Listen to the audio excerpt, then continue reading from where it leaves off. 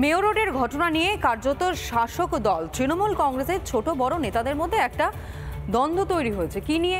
কার্যত বিজেপিকে তারা হুমকি দিচ্ছেন, মেয়ো রোডের ঘটনা কেন ঘটনা হচ্ছে সেই কারণে বিজেপি যদি সভা করে তাহলে তাদের সভা করতে দেওয়া হবে না। কার্যত হুঁশিয়ারি। এখানেই শেষ নয়, এমনকি তাদের গাছে বেঁধে রাখা হবে বলেও কিন্তু নিদান দিতে দেখা যাচ্ছে তৃণমূল কংগ্রেসের জেলা সহ সভাপতিকে। ভয়ঙ্কর সব বক্তব্য তিনি সামনে রাখছেন, জানিয়ে রীতিমতন কটাক্ষ বিজেপির।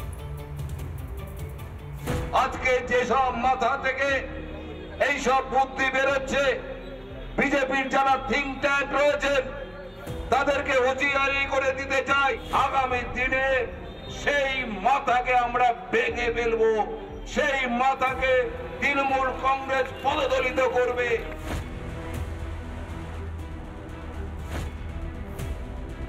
অনুমতির মেয়াদ পেরিয়ে যাওয়ায় মেয়ো রোডে তৃণমূলের মঞ্চ খুলে দেয় সেনা।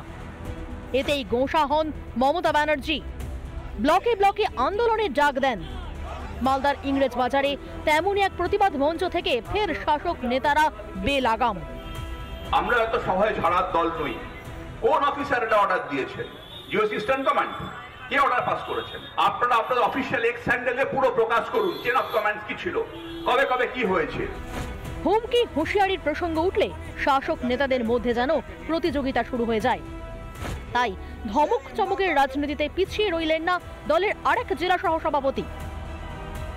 আগামী দিনে বিজেপি যেখানে সভা সমিতি করবে, আমাদের কর্মীদেরও ভাবতে হবে যে আগামী দিনে আমরা বিজেপিকে কোথাও সভা সমিতি করতে দেব কিনা।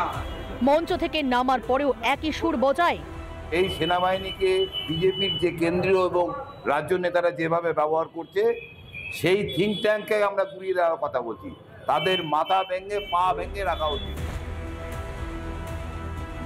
উস্কানিমূলক কাজ করছে, এটা উস্কাবার চেষ্টা করছে, অর্থাৎ এতে কোনো লাভ হবে না। নির্বাচন, এই বিধানসভা নির্বাচন থেকে 294টা আসনের মধ্যে 294টা আসনেই তৃণমূল কংগ্রেস এরা হারবে।